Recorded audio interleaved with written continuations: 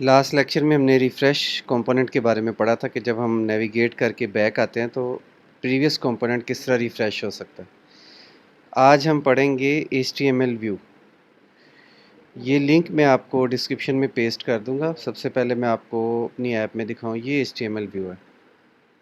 यहाँ से बैक जाते हैं, ये कुरान की जो तफसीर है, जैसे मैं इस पर क्लिक करता हूँ तो ये HTML व्यू मेरे सामने ओपन हो जाएगा। यहाँ से इसका फ़ॉन्ट कम और यहाँ से इसका फ़ॉन्ट ज़्यादा हो सकता है। इसमें भी काफ़ी इश्यूज़ आए, ये फ़ॉन्ट इंक्रीज़ डिक्रीज़ नहीं होता था। क्या इशू था? एक छोटा सा इशू था, वो मैं आपसे डिस्कस करता हूँ, हो सकता है आप एक बड़ी परेशानी से बच जाए। वो ये है कि ये देखिए, देखने में बड़ा इजी है। आप रिएक्ट नेटिव HTML व्यू को इंस्टॉल करेंगे, यहाँ से ये देखिए इंस्ट्रक्शंस, ये आप एक कमांड लगाएंगे, इंस्टॉल हो गया। उसके बाद ये कोड है एक लाइन का और उसके बाद ये कोड है। HTML कंटेंट वैल्यू में आप दे देंगे, HTML कंटेंट ये लिखा हुआ है और ये चीज़ है जिसने तंग किया। आप इस सब चीज़ को P यानी पैराग्राफ के टैग के अंदर लिखेंगे। अब ये तो डमी कंटेंट था, ये आपने यहाँ पे ऐड कर दिया पैराग्राफ के अंदर। उसके बाद ये देखें स्टाइल शीट स्टाइल्स, तो ये स्टाइल्स के अंदर आप A P और ये सारे यहाँ पे टैग सेट कर सकते हैं।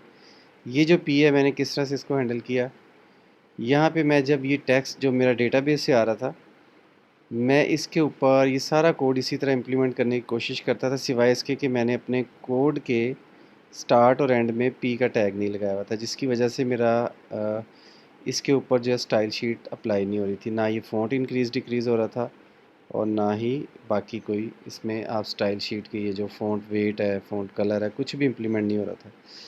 तो ये देखें, ये HTML व्यू मैंने अपनी ऐप के अंदर अप्लाई किया। सेम HTML व्यू इंस्टॉल कर लिया और ऊपर इसको इंपोर्ट करना है। उसके बाद ये दो जगह पे मैंने इसको यूज़ किया। ये आप इसकी स्टाइल इस तरह भी इसमें ऐड कर सकते हैं, लेकिन असल में इसका स्टाइल शीट जो है वो ये है। तो ये देखिए, value value mean item dot words, basically item की एक अरे है, अरे में वर्ड के अंदर सारा डेटा था, इसको ट्रिम किया और शुरू में P लगा दिया और एंड में P लगा दिया। ये आपने करना है। उसके बाद स्टाइल शीट में आप देखिए, ये A का टैग है, ये A के साथ इम्प्लीमेंट हो जाएगा, ये P के लिए। इसी तरह कॉम B और ये AR और UR, ये सारे HTML के टैग्स हैं। उसके हिसाब से ये अपने टेक्स्ट के ऊपर जो है वो स्टाइल शीट, ये सारी फंक्शंस जो है वो इम्प्लीमेंट हो जाते हैं। तो दूसरी जगह जहाँ पे मैंने ये इम्प्लीमेंट किया था वो है ये जो आपको वर्ड बाय वर्ड तर्जमा नज़र आ रहा है, ये HTML व्यू बेसिकली ये है। ये HTML व्यू है वर्ड बाय वर्ड वाला ये, और जो दूसरा HTML व्यू है ये बेसिकली ये वाला ये। तो उम्मीद है आपको ये समझ आ गया होगा। अगर कोई प्रॉब्लम आए तो डिस्क्रिप्शन में क्वेश्चन ज़रूर लिखें और चैनल को सब्सक्राइब करना ना भूलें। हेल्प के लिए मैं आपको ये लिंक डिस्क्रिप्शन में पेस्ट कर रहा हूँ। अस्सलाम वालेकुम वरहमतुल्लाहि वबरकातुहू।